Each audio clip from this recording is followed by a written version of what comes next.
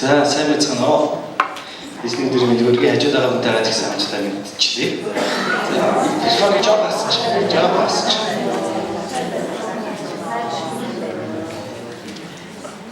Нэг хоёр. За. Энэ ч дуулал авчиг болоод лама асаацж эвгүй болоод байгаа чинь. Тэр нь ингээд урд гарч байгаа хүмүүсийг харахаар өмнөөс нь бүр сандарч байгаа. Ийшээ зүгээр эсэж урд гарч байгаа хүмүүсийг хараад сандарч байгаа.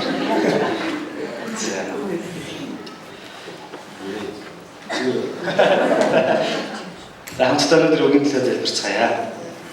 Их эзэн минь танд баярлалаа. Та бидний бүтээж, та биднийг хайрласан билээ. Энэ цаг мөчид бид бүх зүрх сэтгэлээрээ таны өмнө ирээд бид таныг сонсохыг хүсэж байна. Та өөрийн амьд үгийг бидний зүрх сэтгэлд суулгаж өгөөч. Таны үгийг бид ойлгож, амьдралдаа хэрэгжүүлж эзэн минь бид таны хаанчлалыг тохиолохыг хүсэж байна. Эхнээс нь дуустал та хамт байж өөрийн үнэн замаар бидний өдөрт толтгой. Эзэн Иесус таны ариун нэрээр энэ цагийг даатхан байлаа. За тэгэхээр бид бол бурхан дотор нэг гэр бүлээ. Амин. Хажууд байгаа хүмүүсээ сайхан хардаа. 1 2 1 зэн гэж.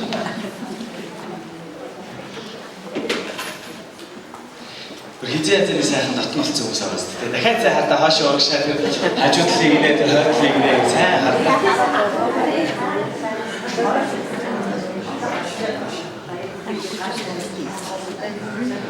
Тэр бид аль хэдийн итгэлээ эзэн дотор нэг гэр бүл болсон байна. Амин. Эзэн хамтдаа алдрыг өргөцгөөе. Халелуя. Бидний бурхантай хамт. Бид өөрөө бидэнд энэ зүйлийг заадаг байгаа тийм ээ. Христ бол бидний тэргүүн гэж тийм ээ. Христ бол бидний тэргүүн. Бид түүний эрхтнүүд юм аа гэж Библи биднээс заадаг. Тэгээ биднээс хэн ч хинээс айхтар илүү бол биш. Харин бидний хамгийн сул дараа бид харагдаж байгаа тэр өчүүхэн нэг ч гэсэн хамгийн ашиг тустай эрхтэн байд юм аа гэж хэлсэн байна.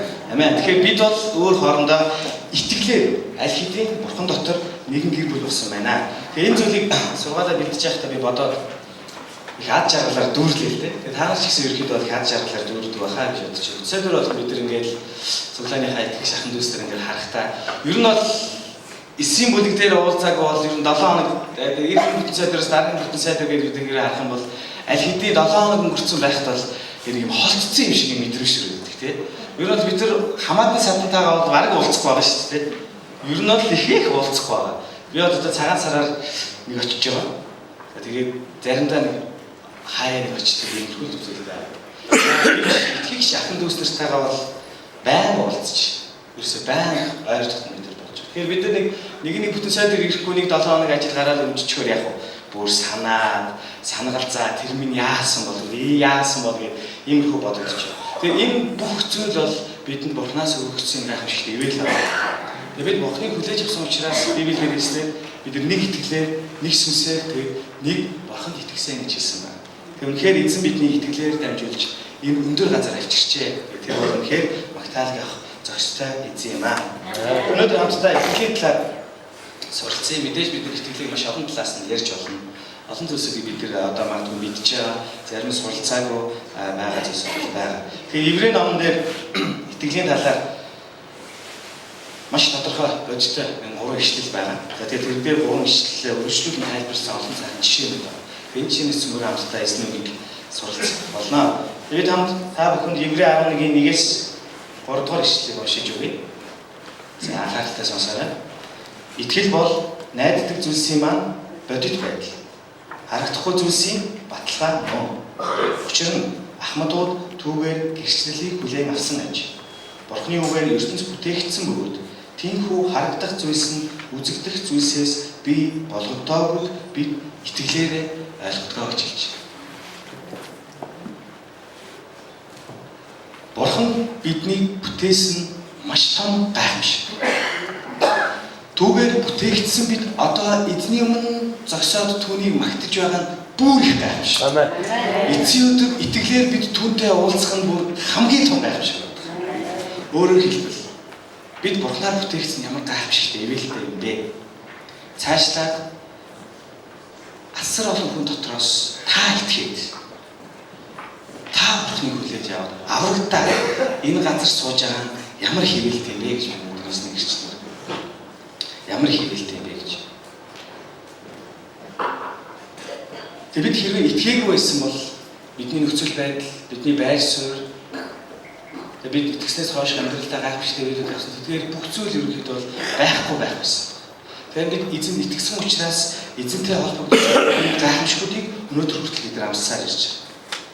Итгэлийн талаар бид энэ чанаас хоёр зүйлийг харж байна чинь. Эхнийх нь итгэл бол найддаг зүйлсийн бодит байдал гэсэн.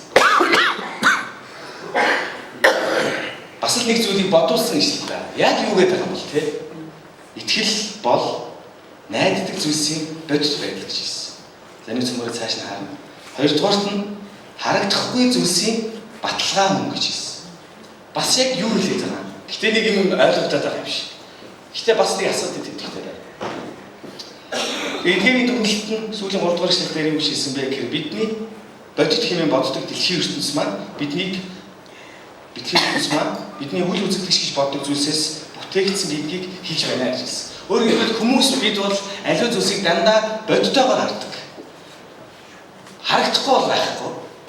Мэдрэхдэггүй бол байхгүй. За үнэртэхгүй бол энэ биш гэх жишээ. Гэхдээ Библи өнөөдөр бидэнд юу гэж хариулсан юм бэ гэхээр тийм ээ.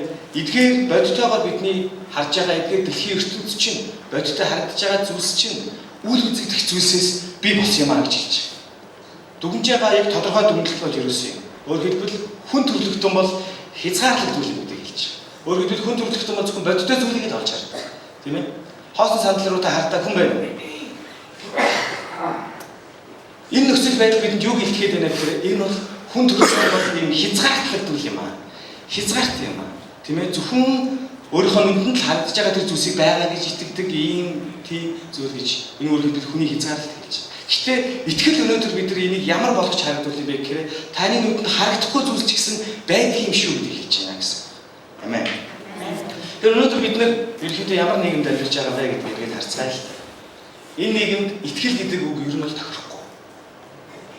Итгэл гэдэг үг энэ нийгэмд ер нь үн цэнэг болсон. Утгаа алдсан гэж би харж байгаа итгэл гэдэг үг тийм ээ.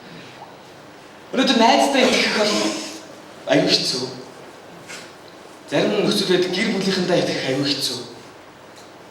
Зарим хүмүүс хэлсэн бол өөртөө итгэх ч юм хэцүү байх шиг шүү дээ. Өөртөө итгэх ч аюу бих ийм нийгэмд өнөөдөр бид тулж байгаа. Тэгэхээр ийм нийгэм байгаа хүмүүс ерөөхдөө итгэлийн талаар, Бурханд итгэх итгэлийн талаар, Христ итгэлийн талаар юу гэж хүлээж авдаг.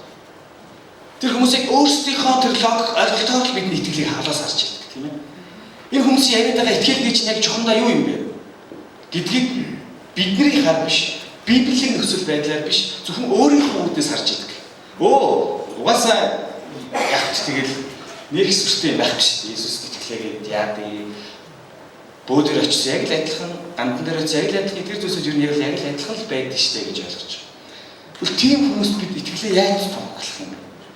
Өнөөдөр бид өөрсдөө ийм итгэлгүй нийгэмд хэрхэн Бурханд итгэж амьдрах юм бэ? Бид танаас асууж. Энэ нийгэмд бид яаж итгэлтэй алхах вэ? Яаж итгэлээрээ бид амьдрах юм бэ гэж. Өнөөдөр хамгийн итгэл даах хүндэ гэж харж байгаа хүмүүс маань яг тэгж бодох хүчөөс эхлээд миний итгэл явагдаж байна. За энэ хүн л баталгаатай гэж бодоод явж явах үед яг итгэх тэр үед яадаг вэ гэхээр нөгөө хүмүүс маань миний итгэлийг алдчих гэж. Энэ бол энэ нийгмийн бидний харуулж байгаа тойл байна. Тэгвэл итгэж бид саний Библийн ишлэгийг саний ярьсан зүйлстэй холбоотойгоор өнөөдөр бүр итгэлээ хэрхэн яаж алхах юм бэ гэдгийг хамтдаа Библийн түүхийн жишээнүүдээс харцгаая. Үргэлжлүүлээд Иврэ номын 11-р бүлийнхаа 4-р эшлэлээс 7-р эшлэлээр ирэхэд Библиэр Абель, Енох, Ноагийн талаарх жишээнүүдийг гаргасан байна. Эндээс бид таавтад хуваалцах гэж байна.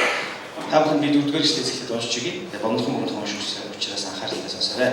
Итгэлээр Абель Каиныхаас үлэмж дээр дахлыг Бурханд өргөв. Үүгээрээ тэр зүвт гисэн гэрчлэлийг хүлээн авав. Бурхан түүний бэлгүүдийн тухай гэрчилсэн. Тэр өсөн боловч итгэлээр ярьсан байна гэж хэлсэн. Даргуул бид итгэлийг ойлгох жишээг одоо өнөөдөр хамгийн их жишээ бид өгч байна. Энэ болохоор Каин болон Абель хоёрын өргөлийн талаарх жишээ байна. Энэ нийгэмд бид итгэлийг яаж ойлгож хэрхэн амьдрах юм бэ гэдэг талаар сурч байгаа тийм ээ. Тэгэхээр Каин Абель хоёр. Адам Ева хоёрын хүүхэд тийм ээ. Каин Абель хоёр яасан бэ гэхээр Абель нь мал малдаг нэг юм байсан. Каин нь яг үр тариа тарьдаг. Тэр хоёрын хамгийн ихний өргөлөө эзэнд яасан? Аваачид өргөсөн байна. Тэр үед эзэн Абелийн өргөлийг хүлээн аваад Каины өргөлийг хүлээн аваагүй гэж. Тэгэхээр өргөл гэдэг зүйл Библиэлд хэрхэн тодорхойлогдсон юм бэ гэхээр өргөл бол бид эзэнд хэрхэн найддаг, хэрхэн итгэдэг тэр зүйлсийг илэрхийлж байгаа зүйл байна. Та өргөл гэдэг л дээ. Тэгэхээр өргөл бол миний итгэдэг яаж юм тодорхойлж идэг. Би хэн итгэж байна, хэн итгэж байна гэдэг зүйлийг өргөд бол тодорхойлж байна. Одоо яагаад Абелийн өргөлийг хүлээж аваад Каины өргөлийг хүлээж аваагүй юм болоо? Эхлээд авахлаар маш тодорхой байсан байдаг. Эзэн Каиныг дуудаад чи юунд уруу царайлна вэ? Тийм ээ? Чи хэрвээ сайн хийсэн байсан бол чи уруу царайлахгүй байсан. Чи сайн хийсэн бол толгой өөд байх байсан. Гэвч чи одоо бозор мөг хийсэн учраас нүгэл чамайг хүлээж, тийм ээ? Нүгэл чамайг уруу татна, нүгэл чамайг өргөтнө. Гэтэ чи тэр нүглийн хүчийг эсэргүүцэх ёстой гэж хэлсэн. Гэвч Каин харамсалтай эсэргүүцэж чадаагүй дүү Абелигаа яадаг хөнөөдөг. Тэр чи өргөлийн талаар, итгэлийн талаар ямар тодорхойлолт бий болж байна гэхээр Абель анханасаа бурханд өргөхдөө бурханд итгэлтэй байсан. Бурханд ямар итгэлтэй байсан бэ гэхээр энэ зүйл буюу энэ төрөл надад байгаа бүх зүйл хаанаас ирсэн гэж итгэсэн. Бурханаас ирсэн. Би болоод миний өргөл надад байгаа бүхэн хэнийг гэж итгэсэн. Энэ бол бурханых юм аа гэж итгэсэн. Амен. Тийм учраас чин зүрхлээсээ өргөсөн. Энэ зүйл нь бурханд яасан бэ гэхээр таалагдсан. Энэ ертөнц энэ итгэлгүүнийг нь яаж хэрхэн өргөл танд тийм бэ гэхээр энийг өгвөл дараа нь надад ашигтай гэж боддог. Тийм биз дээ. Хэл ахуулын тухайд ямар нэгэн дарга зэрэг дээр очиод мөнгө өглөө. Би 10 саяг өгвөл энийгээ би 100 сая болгож буцааж авандаа гэсэн тийм итгэлтэйгээр тэр хүмүүс зүрхсэл нь хандж байна. Өөр олон зүйлстэй нийгэмдэр байгаа бэлдууч харилцаа итгэлгүй байгаа олон байр суурь. Тэр хүмүүс хин нэгэнтэй хандахдаа дандаа өөрийн эрх шиг өмнөд тавьдаг. Тийм учраас өнөөгийн нийгэм итгэл ялгарсан байдаг. Зүгээр хин нэгэндээ итгэх ямарч боломжгүй. Дандаа барьцаатай, мөнгө хөрөнгөтэй, ашиг хонжоотой ардан тийм зүйлс. Тэгээ ийм зүйлсийг эзэн хүсдэггүй маа. Эзэн харин биднээс ямар итгэлийг, ямар өргөлийг хүсэж байна гэхээр цэвэр чин сэтгэлийн тэр итгэлийг эзэн хүсэж байна гэсэн. Амен. Тэгээ би та бүхэн нэг зүйлийг уриална. Эзэнд зүгээр л итэг. Ямар нэгэн олон юм толгоонд ерөөсөө битгий бод гэж. Тэгээ надад намайг баярлуулж байгаа бас нэг үйл явдал байгаа. Тэр маань юу вэ гэхээр яг шинхэн итгэж байгаа хүмүүс. Би тэр хүмүүсийг хараад бүр үнэхээр ад шаардлагатай болж байгаа. Өчигдөр байдаа хөвтөр юуныхаа усан баталгааныхаа сүлийг хичээлийг үзсэн. Адиахтаа ингээд суугаад итгэлийн талаар ярилцаад биднээс нэг л бүр гялцаад авах. Итгэл гялцаад ингээл тэгэл амнаас гарч байгаа үг болохыг хүлээж аваад тийм үү харин тийштэй гэл ингээл хүлээж авч байгаа. Тэр байдлыг харахаар ерөөдөө бол би бүр айгүй хааж байгаа гэж. Хүн бурханд итгэх нь ямар гайхалтай юм бэ? Тэд тэндээс олж харж байгаа. Өөрөөр бид анх итгэхдээ амар олон зүйл бодоод энэ ч тийм тэр ч тийм энэ надад ямар ашигтай гэж бодохоос илүүгээр өнөөдөр та бүхнийг би итгэлд уриалж байгаа. Зүгээр л эзэнд итэг. Эзний итгэл та бүхэн чин сэтгэлээсээ ханд. Ямар нэгэн зүйл битгий бод. Амен. Залбирахтаа ч гэсэн тийм ээ ямар нэгэн зүйлээр гоолгоч хүн мэд биш. Зөвхөн эзний хүслийн төлөө та бүхэн залбирах. Ингэж бурхантай бид харилцаа. Хэрвээ бид ингэж чадваас бид эзэнд итгэлээрээ таалагдах болно. Яг би та бүхэнд уншиж өгье. Итгэлийн энох өхлийг үзэлгүй дээш аваачигдсан. Түүнийг бурхан авч явсан учраас тэр олцсонгүй. Тэр аваачигдхийнхаа өмнө бурхан таалагдсан гэсэн гэрчлэл хүлээн авчээ гэж. Энох гэдэг нөхөр гарч байна. Эзэн маш их итгэлтэй хүн байсан. Эзэн маш их дуулууртай хүн байсан. Тэгээ тэр хүн яасан бэ гэхээр махан биеийн өхлийг амсаргүйгээр шууд яг эзэнд өргөцсөн. Хүмүүс түүний шаглыг нь хайсан боловч Библиэр өгдөглээ олдсонгүй гэж. Учир нь тэр эзэндээ хамт байна. Тэр яагаад эзэнд энэ дэлхийн өхлийг амсаргүйгээр эзэнд очсон талаар цаашдаа юу гэж хэлсэн бэ гэхээр итгэлгүйгээр таалагдана гэдэг боломжгүй юм аа. Учир нь бурханд ойлтон буйн тэр байдаг гэдэгт болон өөрийг нь хайчдад тэр шагнагч нь болдог гэдэгт итгэх ёстой гэж хэлж байна. Тэгвэл энэхээ хувьд юу ярьж байгаа гэхээр тэр эзэн итгэлтэй байсан учраас бурханд яасан гэж таалагдсан байна. эзэнд итгэлтэй байсан учраас тэр эзэнд Бурхны өмнө таалагдсан. Тэр юунд итгэлтэй байсан бэ гэхээр учир нь Бурханд ойртон буй тэр байдаг гэдэгт хамгийн эхлээд бид юунд итгэж байгаа гэж байна. Бурхан байдаг гэдэгт итгэх хэрэгтэй. Та бүхэн итгэж байна уу? Яг энэ заалт эзний ариун оршихуй дүүрэн байгаа гэдэгт би итгэлтэй байна. Дараа нь өөрийг нь хайчдаг. Тэр шагнагч нь гэж хэлсэн. Тэгэхээр та бүхэн эзнийг хайчдаг мөн үү? Амен. Өөрөөр хэлбэл эзэнд итгэж байгаагаа түүнийг бид хайж үргэлж эрэл хийдэг гэсэн үг. Түүнд итгэсээрээ түүний гайхамшиг миний амьдрал бий болоосаа гэж бид хайж эрэл хийдэг гэсэн үг байна. Ингэсээрээ биднийг шагнагч нь буюу бидэнд олддог нь тэр өөрөө юм аа гэж хэлсэн байна. Амен. Бид түүнийг байдаг болон түүнийг хайснаар буюу бид түүнд үргэлж тэмүүлснээр тэр биднийг шагнагч нь гэдэгт бид итгэх юм бол бид түүнд таалагдах юм аа. Амен. Энэ нь бидний чин зүрх сэтгэлийн мөргөл байж, энэ бидний чин зүрх сэтгэлийн итгэл байх болно гэдэг өнөөдөр Библи биднэр тодорхойлж байна. Амен. Дараагийн үгийн жишээг та бүхэнд уншиж өгье. Итгэлээр Ноо хараахан харагдаагүй байсан зүйлсийн талаар сэрэмжлүүлэл аваад гэр бүлийнхээ авралын төлөө бүхээгийг зүсгэлэн хэлсэн бөгөөд түүгээр дэлхийг яллах итгэлийн дагуу зөв байдлыг өвлөгч болсон гэж. За Ноагийн түүхийн тухай бид нар бол сайн мэдж байгаа тийм ээ. Одоо шинэ орчуулган дээр болохоор энэ чиг гэж хэлсэн бүхээ гэж хэлсэн байх тийм ээ. Ноагийн зайв гэж бид Ноагийн автор гэж юм бол уншчихсан. Одоо шинэ орчуулган дээр бүхээ гэж хэлж байна. Тэгэхээр эзэн Яонаг дуудаад дэлхийн ертөнц итгэлгүй болсон. Гим нүгэл ялдарсан шалтгаан дэлхийн ертөнцийн гим нүгэл ялдарсан шалтгаан юу юм бэ гэхээр итгэлгүй байсан учраас ялдарсан байна. Тэгээ эзэн тухайд Ноаг дуудаад чи миний өмнө надад таалагч итгэлтэй байсан учраас чи тийм ээ Арарат болон дээр нэгэн бүхээгийг бий болгох гэж хэлсэн юм тийм. Яг тэр Ноагийн тухай бичсэн тэр хэсэгт ерөөдөө болон яг ямар хэмжээтэй ямар материалаар юу байх юм маш тодорхой байсан. Эцээс итгэл бол ийм гэж тодорхойлж хэлж байгаа Ноагийн жишээс авж байгаа тэр зүйл нь юу байсан бэ гэхээр итгэл бол эцээс дэвчээр гэдэг юм дээр авч гарч байна. Тухайд Бурхан Ноад хэлсэн хараахан болоогүй тэрнээс хойш тийм ээ 40 80 жил өнгөрч байгаа. Гэтэл Ноо тэр автар бүхээгээ хийсээр байсан. Хүмүүс тухайд Ноог шаажсэн. Чи юу хийгээд байгаа юм? Чи яагаад нэг юм сони юм хийгээд яваад байгаа юм бэ? Дэлхийг сөрөхгүй шүү дээ гэж тийм. Эцүү тэр ирэх болоогүй шүү дээ. Тэгээ би нэг юм сайн мэдчихэ. Ноо ч гэсэн заримдаа бодож ил байсан бах тий. Би нэр юу хийгээд байгаа болоо тий. Дэлхийн ертөнц сайхнараа л байж дээ чи. Би юу хийгээд байгаа юм болоо. Гэхдээ яг эзэн түн таг гэж сануулсан тэр итгэлээ Ноо хизээч алдаагүй байсан. Олон хүн түүнийг эсэргүүцчихсэн. Маш олон. Тэр та бидний итгэлийг ч гэсэн бидний эргэн тойрон эсэргүүцэж байгаа хүмүүс байгаад би итгэлтэй байна. Байгаа хүмүүс гараа өгөх. Намайг амар халуун хүмүүс эсэргүүцээд байна гэж бодож байгаа хүмүүс байна уу? Айгуу цөөх хүмүүс эсэргүүцээд. Бидний эргэн тойрон бидний эсэргүүцдэг хүмүүс бол байдаг. Гэвч итгэл өнөөдөр бидэнд юг зааж байгаа юм гэхээр тууштай байдлыг бид зааж байгаа. Аавын жишээ гэрээс тийм. Та яг байгаа байнга бат итгэлтэй бай гэж үзэн өнөөдөр тавьж. Итгэлээр цаг хугацаа өнгөрөхөд энэ биелэгдэх болно гэж хэлж байна. Амен. Сая урд онцгой магтаалаг ямар хоёр символ өгсөн блэ? Итгэл, ивэл хоёр тийм. Тэгээ манай хоёр эсээ ахлагч одоо энэ сууж байна. Манай орногч манай баярагч юм аа. Энэ хоёр маань символыг эхлүүлээд жилийн өмнөөс эхлүүлээд лөө яана эсийнхэн маань цуглахгүй байна. Яах вэ ийх вэ гэж ахлагч нарын хурд болгон дээр хоёр ахлагч маань ярьдаг хөхгүй. Одоо яах вэ гэл.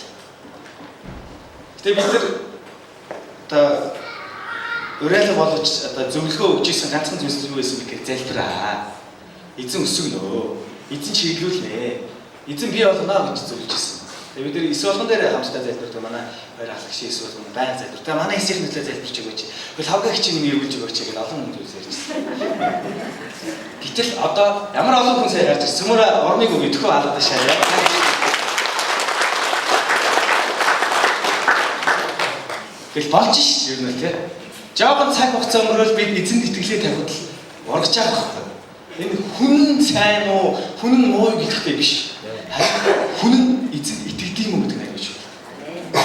Өөрөөр хэлбэл би итгэж байгаагаа юугаар илэрхийлж байгаа гэхээр тууштай байдлаа. Тийм биз? Бид эзэнд итгэж байгаа бид тууштай байдлаа. ямар ч хүнд хэцүү надад тохиолдсон. Би итгэл дээрээ л байна гэдэг байдал маань өнөөдөр эзэнд таалагдж байгаа. Харин үүнийг эзэн бол шагналагч нь бид итгэж байгаа учраас өнөөдөр тэр бидэнд яг үр жимсийг өгүүлж байгаамаа. Үнэхээр бидний итгэлийг бодит зүйл болгодог тэр эзэн маань алдарш болтугай. Амен. За цаашлаад итгэлийн талаар нэгэн мундаг хүний жишээг бидэнд өгсөн байгаа. Энэ бол Авраам гэж. 8 дугаар ишлэлээс итгэлээр Авраам үг болгон авах гэж байсан нутаг руу явхаар дуудагдахтаа дуулууртай байв.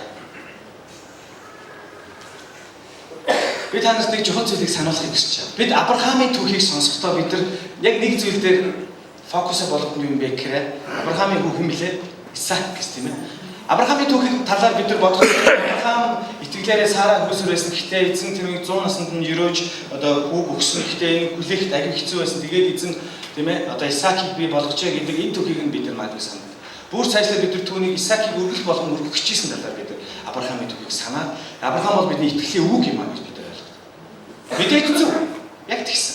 Гэхдээ Библи өнөөдөр бид нар Авраамын эхлэлийг өнөөдөр бид нар сануулж байна. Тэр маань юу юм бэ гэхээр Авраам юу ч гэрээсээ харсан юм аа гэж хэлж байна.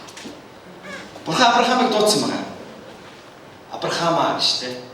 Авраамын эцэг хэн гэж юм байлаа? Тера гэж юм байна тийм ээ. Авраамын эцэг бид нар Яшуа намайг үзэж явах тийчээс суралцж байсан би сайн санаж тийч. Авраам бол түүний эцэг өвгөд нь бол өөр химик шүтэн гараараа урлаж хиндэг өөр харийн шишинтэй хүмүүс байсан.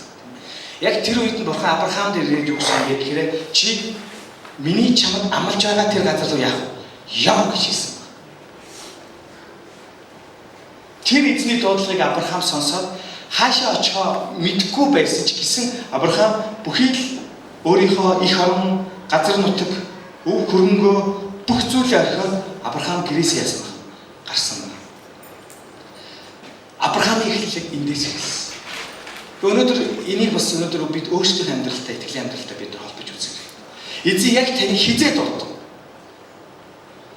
Эзэн таныг яг хизээ өөрийн хүү болгох сонгож ирсэн. Эзэн танд ямар онцгой тэрхүү дуудлагыг сануулсан бэ гэж.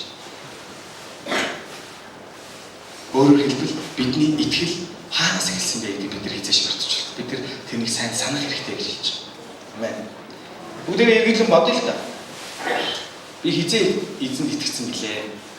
Итгэхэд надад ямар зүйл тохиолдож юм. Би яг үнэхээр өөрөө сонирхолтой байгаад итгэсэн билүү эсвэл би эсэргүүцэгч байж байгаад би итгэсэн билүү гэдэг эдгээр зүйл бодсон. Ер нь бидэнд нийтлэг байдаг жишээ бол дандаа бид эсэргүүцэгч нарыг байрсан байсан. Одоо Бурханд итгэн гэж юу яах вэ? Ингэн гэж юу яах вэ? Тэгин гэж юу яах вэ? Гэхдээ нэг юм гайхаад хараад ахад юу бидэнд ил тодулж харагддаг вэ гэхээр цаг хугацаа өнгөрсөн үед би ийшээ алхаж исэн бол харин итгэлээр би аль хэдийн ийшээ алхацсан явж байдаг. Магадгүй одоо ч гэсэн би энэ шийдвэрийг хизээ гаргаснаа санахгүй тэгээд яг одоо би хаашаа явж байгааг мэдэхгүй байж таа. Гэхдээ би тань нэг зүйлийг санал. Та хаашаа явж байгаадаа битгий эргэлзээ. Таны замыг заагч нь Бурхан эзэн. Тэр бидний хаана аваачихаа сайн мэдж байгаа. Гэтэ бид өөртөө эргэлзэхээс илүү бид эзэнд итгэх хэрэгтэй. Эзний дуудлагыг бид хүлээж авах хэрэгтэй. Олон хүмүүс дуудлагын талаар яриад би эзэн намайг юунд дуудсан бол би одоо юу хийх гэсэн бол би ямар бэлэг авсан бол гэж асууж байдаг. Гэтэ би нэг зүйлийг сайн мэдж. Эзэн таныг анх дуудахдаа тань юуны талаар ашиглах гэдгээр хэлсэн баг. Та өөрийнхөө дотоод зүрхсэлээр өөрийнхөө итгэл рүү. Тэгэхээр эзэн таныг тэр гайхамшигтай замаар өргөжлүүлэн өдөртөн жолоцоор байх болно. Амен. Мэдээж Авраамын түүхийг ярихад миний түрүүний ярьсан тийм ээ. Бурхан Авраамд хүү өгсөн. Исаак гэдэг хүү өгсөн. Тэр хүү нь бас итгэлээр ирсэн гэж Библиэлд бичсэн. Бас Авраамын талаар миний саний ярьсан хамгийн гайхамшигтай жишээ бол Бурхан Авраамыг дуудаад өөрийн хүүг чи яах вэ? Надад өрөг гэж хэлсэн. Одоо эндээс бид маш гой зүйлийг сонсч байна. Авраам шийдвэр гаргахад маш хэцүү байсан, тийм ээ? Өөрийн хүүхдээ өргөх. Одоо бидний ойлголтоор бол айгүй муухай зүйл байгаа байхгүй тийм хөөе. Гэхдээ юу гэсэн үг юм бэ гэж. Гэтэ Бурхан Авраам тушаасан учраас тэр өөрийн хүүхдээ дахлын уулын үүд гарсан. Яг Авраам гараа далаах тэр үед эзний тэнгэр илж гараад арх бойл гэж хэлдэг тийм үү? Эзэн чиний итгэлийг аль хэдийн харлаа гэж. Тэр би одоо нэг зүйлийг хэлмээр байгаа нь юу юм бэ гэхээр яг бурхан Авраамын итгэлийг тэр гараа далаахад л олж харсан уу? Үгүй ээ. Яг Авраам тэг яг ингээд Исаакийг өргөхөөр хутгаа авахд л эзэн итгэлийг нь олж хараагүй. Эзэн аль хэдийн түүний итгэлийг олж харсан гэсэн. Амен. Библиэд нэг үг гэдэг. Эзэн биднийг залбирахаас өмнө харин тэр юу гэдэг вэ? Бидний юу хийж байгааг эзэн мэддэг гэж хэлсэн. Учир нь тэр бурхан байхгүй. Амен. Гэхдээ бид өөрсдөө итгэлээ дуулууртай байдлаар үйлдэл болон үзүүлээсэй гэж бидний эзэн хүсэж байна. Бид заримдаа итгэлээрээ энэ зүйлийг хийжүүл дараа нь хохирохж байгаа юм шиг аюул олон зүйлүүд байдаг л та тийм. Дараа нь ингээ хохироод үлдчихэж байгаа юм шиг. Энийг хийгээд тэрийг хийгээд одоо би яах юм бэ гэж хохироод үлдчихэж байгаа юм шиг санагддаг бидний юм бол байдаг. Гэхдээ эзэн юу гэж хэлж байна гэхээр чи яг одоо итгэлээ надад бодтойгоор харуулаа гэж эзэн бидний уриалж. Амен. Авраам яг өөрийн итгэлийг харуулсан учраас тэр хамгийн агуу өвлөгч болсон бөгөөд тэр бидний итгэлийн өвөг дэвсэлсэн. Амен. Авраамын итгэлээс болж бид одоо аврагдах боломжтой болсон гэж хүмүүс бид ярьдаг тийм үү. Тэгээд Авраам хэлэхдээ би чиний үр удмыг энэ тэнгэрт байгаа одоос ч олон болгоно гэж хэлсэн. Тэр однуудын нэг нь одоо бид нар байгаа гэж би итгэдэг л дээ. Амен. Тэгэхээр энэ бол итгэлээ юу болгосноос болж байна. Эзэн үйлдэлээр бид нар харуулснаар бидний амьдралын гайхамшигтай яг ерөөл ирдэг байгаа гэж хэлж. За тэгээд энэ цаашлаад 8 дугаар ишлээс Авраам, Исаак, Яаков гэх хүмүүсийн ерөөдөө итгэлийн талаар зөвлөж байгаа. Тэгээд эндээс бид нар ерөөдөө итгэлээ бурхан бид нар үйлдэл болгон гаргах талаар сурж байна. Цаашлаад бас нэгэн гайхамшигтай хүний итгэлээр бидний жишээ өгж байгаа нь бол Мосегийн итгэл. Мосегийн итгэл. 23 дугаар ишлээс итгэлээр Мосег төрөхөд эцэг эхэн түүнийг 3 сарын турш нууж байлаа. Учир нь тэд хүүгийнхээ сайхныг хараад хааны зарилгаас ч айсангүй гэж хэлж. Эндээс бас л бид нар итгэлийн гайхамшигтай баатарлах Мосе хаанаас хэрхэн яаж эхэлсэн бэ гэх талаар бид олж харж. Тухайд Египтийн хаан Фараон тийм ээ төрсөн Израилийн гэр бүлээс төрж байгаа эрэгтэй хүүхэд болгоныг шууд яах хэрэгтэй. Устгах хэрэгтэй гэдгийг зарлиг болгосон. Түүнийг устгаагүй хэрвээ их баригчдад байвал тийм ээ одоо тэр их баригчдад хүртэл яг шийдэх ийм аюултай хэвсэлтэй ирээдсэн. Энд чи эцэг ихэн түүнийг нуусан талаар ярьж байна. Бас энэ чи ямар хүний итгэлийн талаар ярьдаг вэ гэхээр тэр хүүхдийг устгаагүй их барьж байгаа хүмүүсийн талаар ярьж байна. Тэр ихэд Израилийн түүх Библиэлд дандаа ер нь бол ариун сүнсний амгтаар дамжуулаад ингэ зөвнөгцсөн байдаг байхгүй. Тэр Мосегийн одоо түүхч гэсэн яадаг гэхээр зөвнөгцсөн байгаа учраас тухай Мосег их барьж ирсэн хүмүүс түүнийг яадаг үгүй хийгээгүй. Яг тэгвэл чи эцэг ихэн хүүгийнхаа сайхныг хараад гэж. Гэтэ мэдээч эцэг хүн хүүхдийнхээ сайхныг хүн болгон харна шүү дээ. Хүн болгон хайрлна шүү дээ. Чи онцгой нэгэн сайхан зүйл чи байсан гэж болов гэж би хараад. Учир нь тэр бурхнаар сонгогдсон нэг байсан учраас тэр түүнийг үхэл төрмөйгүй. Цаашлаа Мосе Фараоны ордонд ороод нас бие гүйцсэн ч гэсэн тэр өөрөн байгаа одоо байгаа хаанчлалын байр сууриа хайрлалгүйгээр тэр Фараоны ордоноос явж очсон. Тэр өөрийн дуудлагыг хайсан байна. Бурхан намайг юунд хэрэглэж гэж би болсон бэ гэдэг яг нь Мосе хайж явсан. Тэр түүнийг олсон байна. Бурхан Мосегаар дамжуулаад Израилийн ард түмнийг Египтийн дарслаас, Египтийн боолчлоос чөлөөсөн. Мосе таамд Израилийн ард түмэн улаан тэнгисийг яадаг гэлээ? Хуваадаг. Энэ бүх зүйл юугаар нэг болсон гэж? Итгэлээр болсон.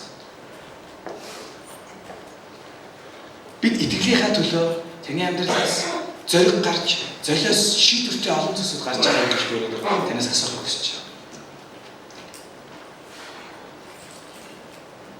Таны итгэлийн амьдрал амар амархан байгаад байгаа юм биш үү? Тэгвэл бид итгэлээ эргээд харах хэрэгтэй. Мосегийн жишээс бид юуг болж харж чадж байна гэхээр тэнцээ итгэлийн амьдрал биднээс юуг шаарддаг гэж.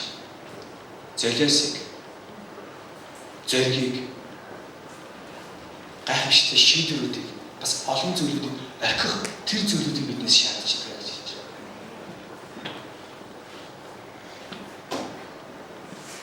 Бурхан нийцүүлэн Бурханд таалагдсан амьдрахыг хүсвэл итгэлгүйгээр Бурханд таалагдах боломж өгчээсэн тийм ээ. Бид Бурханд таалагдсан амьдрахыг хүсвэл гарцаа авахгүй таны амьдралаас тэтгэр золиосууд шаарддаг ч гэдэг. Маш чухал нухацтай тэтгэр шийдвэрүүд бидний амьдралаас шаарддаг. Амьдралдаа та зөвхөн өөрийнхөө ирээд байж байгаа бол таны амьдрал нэг л хэвэн аягүй сайхан юм. Энэ мөчид бид өөрсдөөсөө асуулт асуух хэрэгтэй байсан. Би итгэлийн төлөө юу хийж байгаа бэ гэдгийг та асуух хэрэгтэй байсан. Бид итгэлийнхаа төлөө нухацтай, шийдвэртэй, тэгэхээр зоригтой алхмуудыг би хийх хэрэгтэй. Бид өөрчлөлтүүдийг бид амьдралдаа бий болгох хэрэгтэй. Амен. Юу ч хийж болно таны амьдрал. Би мэдэхгүй. Таны амьдрал юу байгаа. Та юун дээр яг эргэлзээд юуг та яг шийдвэртэй өөрчилж чадахгүй байгааг би мэдэхгүй. Гэхдээ итгэл байгаа бол итгэлтэйгээ бид эзний өмнө олон тэдгээр гайхамшигтай шийдвэрүүдийг гаргах ёстой болж байна. Амен. За цаашлаа 29-р эшлэлээр итгэлийн баатруудын тухай гарч байгаа. Энэ итгэлийн баатрууд нь чухамдаа юуны тухай итгэлийн өгүүлж өгнө гэхээр Израиль ард түмцэлд 40 жил болсон байдаг. Месигаар өгдөг. За яг хамгийн эцэст төгсгөлтөө Месигийн дараа ямар өдөртөгч гарч ирсэн бэлээ? Йошуа гэдэг өдөртөгч гарч ирсэн. Йошуатай хамт Бурхан яг одоо Авраам дамлалтай газарыг өгсөн амлсан. Тэр нь одоо Месигээр биелэгдэл болоод Йошуа Израилийн ард түмэнд тэр Канаан нутагт явах. Тэр үг болгон авах тэр нутагт оруулсан. Энэ бүхэл түүх яг энэний өмнөх жил одоо энэ 16 онд бид нэр Йошуа намаар ихтгэл хонтол хийсэн ба тийм. Йошуа намаар бид бүлэг болгоны маш анхааралтай нухацтай бид нар судлаа бид нар намсан. Тийчээ бид нар юу болж харсан бэ гэхээр Бурхан Израильчуудыг ямар гайхамшигтай өөрийн хүчээр өдөрсөн бэ гэдэг дээр сурсан. Түүхийг хамтдаа маш богино хийгээд харцгаа. Израилийн ард түмэн маш өчүүхэн ард түмэн байсан. Бурхан яагаад Израилийн ард түмнийг сонгосон бэ гэхээр өчүүхэн сур дорой ард түмнийг сонгож аваад тэд эцэст нь өөрсдөө сайрахгүй тулд Бурхан сур дорой ард түмнийг сонгосон юм а гэж хэлсэн. Өөрөөр хэлбэл миний итгэл аягүй суул байх. Өөрөөр хэлбэл би хинч биш байхад эзэн биднийг яасан? Сонгосон байна тийм. Тэгээд тэр ард түмнийг эзэн яадаг вэ гэхээр өөрийн гайхамшигтай хүч чадлаар босгон байгуулад амлалтыг өгөөд тэгээд тэр Ерихо самхыг эзлэхэд өөр цааш айхад олон тэр хотуудыг эзлэхэд Бурхан яасан бэ гэхээр Израилийн ард түмний ард талд нь байж тэр хүч чадал нь бос юм гэж хэлсэн. Израильчууд өөрсдөө ингээл мондөг гавьяа байгуулад яваад исэн юм бол үгүй. Яг ингээл дайн тулаан болоход ерөөхдөө бид яг бодит нөхцөл байдлыг харахад Израилийн ард түмнийг хэд хүмүүс нөгөө дайсны таалах юм бол мангар олол авах та. Аюу олол авах. Гэтэл эцсийн үр дүн дандаа хүний бодож ирснээс өөрөөр гараад ирсэн. Бид нар бол одоо гаднаас нь аюу олон зүйлсүүдийг хараа мэддэг шүү дээ. За одоо манай тийм ээ одоо сумач гэж ярих уу те Японд аюу олон Монгол сумагийн аврагууд байна. Давуу дорж аврагтаа нэг тунхай нөхөр гарч ирээд байрлах гэж байна гэж бодъё тийм ээ. Тэгвэл бид нар тэр тунхай нөхөр бол нэг бол нуруу хуурна, нэг бол одоо их эвгүй болно гэдэг бол бид сайн мэдчих. Гаднаас нь хараад. Тэгээ үүгээрээ бид нар өөрсдийнхөө юуг тодорхойлж байгаа гэхээр итгэлийн түвшнийг бид тодорхойлж байна. Яг ийм байдалтай байсан чинь Бурхан тэр тунхай нөхөрт яаж ирв? Хүчийг өгөөд тэгээд тэмцээний үр дүн хүний төсөөлж ирснээс өөрөөр гараад байна.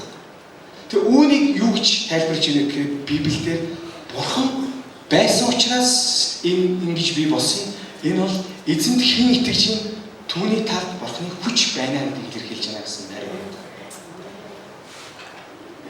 Бид олон баатруудын түүхийг бид мэднэ Библиэс тийм ээ. Яаж эзэнд итгэж, яаж олон гайхамшигтыг бид биелүүлсэн гэж. Тэгвэл өнөөдөр та эзэнд итгэснээрээ эдгээр гайхамшигтыг амьдралдаа бий болгож чадахгүй гэж үү? Чадах уу? Яах вэ? Чадах уу? Чадах болно. Амен. Бид итгэлээр олон гайхамшигтыг хийж чадах болно. Амен.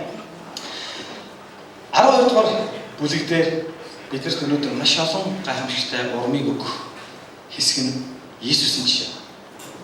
Яг итгэлийн баатрууд ингэж өргөцсөн юм гэж байна. Өнөөдөр тэгвэл Иесус Христ бидний амьдралд итгэлийг хэрхэн үлгэрлэж, хэрхэн харуулж, бид нар яаж суралцах ёстой вэ гэдэг Библийн өндөр бидэнд хэлж байна. Би та бүхэнд Еврей 12 дугаар бүлгийн 1-р ишлэлээс уншиж өгье. Тиймээс бид өөрсдийг нь хүрээлэн буй үйл мэд үлэмж их гэрч нартай тул аливаа саад дотор ба амархан өргөцдөг нүглийг хажуу тийш нь тавьж өмнөө тавигдсан уралдаанд дэвчээртэйгээр гүйцгээе гэж хэлж байна. Библи өнөөдөр бидний хэрэгжүүлэлтэнд уриалж байна. Ямар хэрэгжүүлэлтэнд уриалж байна гэхээр бидэнд маш олон гэрчлэгчнэр, маш олон жишээнүүд байна шүү дээ. Ойлгож байна. Саяны бидний уншсан тийм ээ. Абель, Енох, Ноа, Авраам, Моше, Израилийн баатар олон бодит жишээнүүд бидний өмнө байна. Иймээс хамтдаа бидний өмнө байгаа тэдгээр цаад дутгуудыг итгэлээрээ ялаад тэгээд яг бидний өмнө тавигдсан энэ итгэлийн уралдаанд дэвчээртэйгээр яг гүйцгээрэй гэж хэлж. Амен. Өөрөөр хэлбэл бид итгэлээрээ альва зүйлсэд хандхад бидний хойд чангааж татж байгаа нэг зүйл байна. Тэр нь юу юм бэ гэхээр энэ нийгмийн ядарсан итгэл. Энэ нийгмийн итгэлгүй байх, энэ нийгмийн худал хуурмаг гүтгэлгүй байдаг. Би Есүсийг хүлээж аваад итгэлээр урагшламаар байдаг. Гэтэл намайг хойноос татан чагаагаад байгаа олон зүйлсүүд байна. Энэ бол итгэлийг эсэргүүцэгч нар. Намайг төрснөөс өнөөдөр хүртэл миний би мах бодон шингэсэн одоо Монгол хүмүүсийн төсөнд бол одоо бодны шашин бол аймаг муухай шингэсэн байдаг шүү дээ. Энэ шингэсэн бидний өнгөрсөн амьдрал биднийг шангаагаад байдаг. Бидний хүрээлэн байгаа найз нөхөд гэр бүл олон зүйлсүүд бидний итгэлийг шангаагаад байдаг. За тэгэхээр бидний махан биеийн хүсэл өөр альва итгэлгүй олон зүйлсүүд биднийг шангаагаад байна. Энэ бүх зүйл маань бидний өргөтөж гимнүглэр хүртэл хавуулдаг. Харин одоо Библи өнөөдөр бидээс юу хүсэж байна гэхээр хамтдаа өнгөрсөн байгаа бидний саад дотор бидний гимнүгэл урж байгаа тэр бүх зүйлээ хойш тавьцгаая гэж хэлж. Та шатах уу? Амен.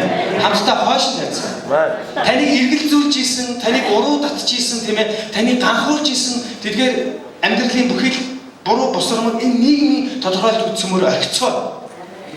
Одоо бид бүх зүйлийг шинээр гэх хэрэгтэй болж байна. Таны юм нь юу вэ? Бурхан байна.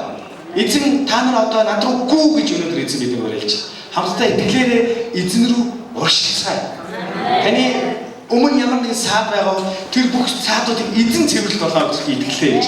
Яг л Израилийн ард түмний өмнө ямар олон саад байсныг Бурхан бүгдийг бод зохиод цэвэрлсэн шиг өнөөдөр бидний амьдрал ч гэсэн тэрхүү гайхамшигтай цэвэрлэгийг эзэн хийх болно.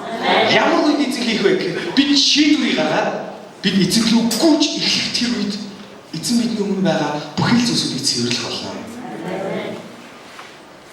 Бид нар итгэлгүйгээсээ болоод нэг байранда маш удаан байдаг. Яах вэ? Ийх вэ? Одоо энийг яах вэ? Энийг ингэчих болов, тэгчих болов. Эргэлзэх хэрэггүй. Библи бидэнд итгэлийн талаар маш тодорхой зүйл хэлсэн. Итгэл бол найддаг зүйлс юм а бодит байдал гэж хэлсэн. Бидний найддаг зүйлсийн эзэн Есүс Христ аахгүй. Өөрөөр хэлбэл чи итэг тэгвэл чиний бүхий найдаад байгаа тэдгээр зүйлсүүд чи бодит болно гэж хэлж байна. Ойлгомжтой. Бид нар зүгээр л найдаад байвал гэ байрандаа л байгаа юм тийм ээ. Хүмүүс гой яриалаа ингээл яг тань хүрээлээ тийм ч юм болоо юм ч юм болоо. Гэтэ бид нар найдаж байгаасаа итгэлээрээ бид нар бодит болох талаар ярьж байгаа. Яг бид нар бодит болох юм бэ гэдэг урагшил хөдөл үйл гэж эзэн өнөөдөр хэлж байна. Амен. Олон зүйлсээр та өнөөдөр гацсан байгаа. Би хэрхэн сайн мэдээд харах вэ? Хэрхэн өргөлөө? Хэрхэн бурхан дээр чи үйлчлэх вэ? Амралт өдрийг хэрхэн би тогтмол ариунаар сахих вэ? Яг одоо ажиллаж байгаа орхиод, ажиллаж байгаа ажлаа би орхиод яаж өсөдөр болгон бизнес мөн иргүүгээ олон шийдвэр гаргах яг энэ цаг үеч дээр бид нар ирээд байна. Библи өнөөдөр бидийг уриалж байгаа чи яг одоо шийдвэр гаргаа гэж уриалж байна. Та шийдээд итгэлээр үйлдэх юм бол танайд санаанд оронгүй олон үр жимсийг эзэн өнөөдөр бидний амьдрал бодит байдал болгох өгөх болно. Амен. Цаашлуудаа хийсэн байгаа. Харагдахгүй зүйлсийг баталгаа өгч хийсэн байна. Тийм ээ. Хүмүүс бид нар бас суул дараа. Бид нар айгүй олон зүйлсүүдийг бид нар харж чаддаггүй. Өнөөдөр маргааш намайг юу хийж байгаа гэдгийг бид нар мэддэггүй. Жилийн дараа би ямар нөхцөл байдлаа байх юм бэ гэдгийг би хардаггүй. Яг энэ зүйлсийг хийгээд би юутай болох юм бэ гэдгийг бид нар одоо харж чаддаггүй. Учир нь бид нар мөхс суул дараа байхгүй. Харин бидний эзэн бол бидний суул дараа байдлаас хавгүй илүү бөгөөд тэр бол гайхамшигтай хүч чадалтай бурхан байна. Бид эзэнд итгэх юм бол тэр бидний харагдахгүй байгаа зүйлсүүдийг ил гаргаж өгөх. Амен. Бидний харж чадахгүй зүйлсийг эзэн бидэнд харагддаг болж тэр бидний нүдийг нээж өгөх болно. Амен. Олон хүмүүс иш үзүүлдэг. Иш үзүүлгийг би одоо итгэлтэй би холтон тайлбарлах гэж байна. Библиэд иш үзүүлэх нь итгэлээрээ болгоо гэж хэлсэн байна. Иш үзүүлэх хэрвээ хин нэг иш үзүүлмээр байвал тэр нь итгэлээрээ иш үзүүлээ гэж хэлсэн. Энэ маань юу гэсэн үг вэ гэхээр би үнэхээр эзэн дотор агуу итгэлтэй байж чадах юм бол би жилийн дараа бид нар ингэж чадах болоо гэж бид нар ишүүлж чадна гэж хэлж байгаа. Өнөөдөр Ивэлийн урчуулгын бүгд үзэнд итгэлтэй байв. Тэгвэл бид жилийн дараа 500 итгэжтэй болж чадна. Амен. Энийг эзэн бидэнд харуулж бидний итгэлээр дамжуулан бодит болгож өгнө гэсэн. Жилийн дараа бид нар ингээл байж ивэл одоо болоо гэж та бодож ийн бид ингээл байж. Эзэн биднээс итгэлгүй байдал өгөөд сул дорой байдал хүсдэггүй байхгүй. Харин эзэн биднийг үргэлж итгэлтэй байж, үргэлж сайн руу, үргэлж зөв рүү тэмүүлж, өсөж үржихийн төлөө байгаасаа гэж эзэн хүсэж байна. Өнөөдөр бидний өмнө эзний ажил, эзний хаанчлал хүлээж байна. Таны юу хүлээж байна? Таны эзний хаанчлал хүлээж байна. Эзэн танаас юу хүсэж байна? Миний хаанчлал төлөө ажилласаа гэж эзэн хүсэж байна. Эзэн танаас юу хүсэж байна? Чи надад итгэлээрээ таалагдасаа гэж эзэн хүсэж байна. Эзэнд итгэх нь биднээс тийм их хүчийг шаарддаг байна. Библи юу гэж хэлсэн бэ гэхээр би эзэн байдаг, эзэн намайг бүтээсэн гэж итгэхээрэй гэж Библи уриалж. Хоёрдугаар бид эзэн итгэлтэй байснараа эзэн намайг шагнагч юм аа гэдгийг Библи яг хүлээж аваасаа гэж үсэж байгаа гэж Библи өнөөдөр уриалж байна. Амен. Энэ хэсгээс уншаад маш их ивэл авсан хэсгийг би та бүхэнд дахиад уншиж өгье. Итгэлгүйгээр таалагдана гэдэг боломжгүй юм аа. Учир нь Бурханд ойртон буй тэр байдаг гэдэгт болон өөрийг нь хайчдаг тэр шагнагч нь болдог гэдэгт итгэх ёстой гэж хэлж байна. Амен. Бид үргэлж Есүст итгэхээрээ Бурхан байдаг шүү. Итгэлийн амьдрал, итгэлтэй холбоотой олон зүйлсүүдийг бид ярьдаг. Тэгээ заримдаа магадгүй бид нар яг баттай яг тогтсон гэдгийг итгэлийн талаарх зүйлсүүд байдаг. Өнөөдөр бид нар итгэлийн талаар юу сурч авсан бэ гэхээр итгэл бол бидний зүрх-сэтгэлийн хандлагыг илэрхийлждэг. Каин ба Абелийн жишээс бид суралцдаг юм. Итгэл бол бидний зүрх-сэтгэлийн хандлагыг илэрхийлждэг. Итгэл бол энэ нийгмийн итгэлтэй харьцуулахад бидний итгэл маш гүн цэнтэй байдаг. Энэ нийгмийн итгэл, энэ ертөнцийн итгэл бол өнөөдөр нэг лам дээр очисон бол маргааш 10 хоногийн дараа нөгөө ламаа мартаад өөр нэг бөөдөр очих гэж ярьж байна. Энэ нийгмийн итгэл бол тийм ээ. Харин бидний эзэнд итгэх итгэл бол өнөөдөр чи эзэнд итгэж байгаа бол хаашдаа эзэн дээр очих хүртлээр энэ итгэлээсээ зурх итгэлийн талаар ярьдаг. Итгэл бол бидний зүрх-сэтгэлийн хандлагаар бид нар ярьж байгаа. Итгэл бидний үнэнч болгодог. Итгэл бидний чин зүрх-сэтгэлээс юмд хандах сургадаг. Итгэл бидний өөрсдөөсөө сайн гаргахад үргэлж уриалж байгаа. Амен. Цаашлаад бид эзэнд итгэх итгэл дотор бид үргэлж шийдвэртэй бид нар байсан. Зүгээр л хүдэж биш, халууж биш бити байгаа гэж хэлсэн байдаг тийм. Үргэлж итгэл үргэлж бид нар шийдвэрүүдийг хүсэж байна. Та яг одоо ямар нэгэн эргэлзээнд байгаа бол итгэлээрээ та эзэн шийдвэрүүдийг гаргаасаа гэж би таныг өрөөж. Амен. Таныг хүлж байгаа, таныг барьж байгаа айгүй олон асуудлууд байгаа. Би мэдэж байна. Бид нар итгэлээс сурж байгаа зүйл бид нар олон зүйлсүүдийг биднээс шагааж авах бидний зүйлсүүдийг ялах архих хэрэгтэй байна гэж бид нар сурж байгаа. Олон Израилийн итгэлийн бааtruуд яаж эзэнд бүх найдвараа тавьж ялалтанд хүрч исэн талаар бид бодиттой олон жишээнүүдийг сурсан. Би таныг уриалж та ч гэсэн амьдралдаа Бурхны хүч чадлаар ялалт байгуулж чадна. Амен. Та ялалт байгуулж чадна. Өнөөдөр таны өмнө за манай нэг гэр бүл ийм гişүүдж итгэхгүй дээ гэж харагдаж байгаа. Тийм ээ. Яг одоо тэр хүмүүсийн талаар та дотроо бодохгүй. За хийх харагдаж чинь тийм. Нөгөө нэг хэд нөхдөд харагдаж байгааз хідээж итгэхгүй царайтай хүмүүс өөр. Надад бол айгүй тод харагдаад байгаа. За ээжтэй харагдаад их тийм. Бид ямар нэг Бурхны гайхамшиг шиг мэдгүй гэхээр та яг одоо өөрөө хар. Та юу нэг итгэх нэгэн байсан уу? Үгүй бах тийм. Зарим хүмүүс ярьдаг. Би ер нь итгэхгүй хүн байсан шүү. Ер нь хараад ах. Би их муухай хүн байсан шүү. Тэг яагаад итгэцээ? Би яаж итгэх тийм. Бүүм. Ямар ч гэсэн энэ цаг хугацааны явцад би болцсон бай. Энийг эзэн итгэлээр бидний амьдрал хийж. Та итгэцээ юм чи яагаад босны итгэхгүй гэж. Тэгж яг бол итгэхэд хамгийн хэцүү хүн бэ хүн нь та байсан байхгүй. Тэгээд эзэн таныг ихлээр сонгосон танаас арай гайвнуудыг танаар дамжуул ялах гэж шүү. Амен. Тэгээд гэр бүлдээ би хамгийн эвгүүл хүрээсэн мэн гэдэг хүлийн зөвшөөрөх хэрэгтэй. Одоо нөгөө хүмүүсээ харахтаа гоё итгэл зориг орж байгаа юм тийм. За би итгэж чи бол итгэж таараа гэсэн тийм.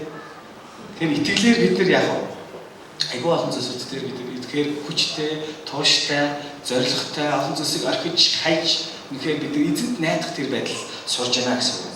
Амен. Есүсийн жишээ хамгийн чухал зүйл. Төсвөлд нь би та нарт нэг зүйлийг уншиж өгөх нь юу вэ?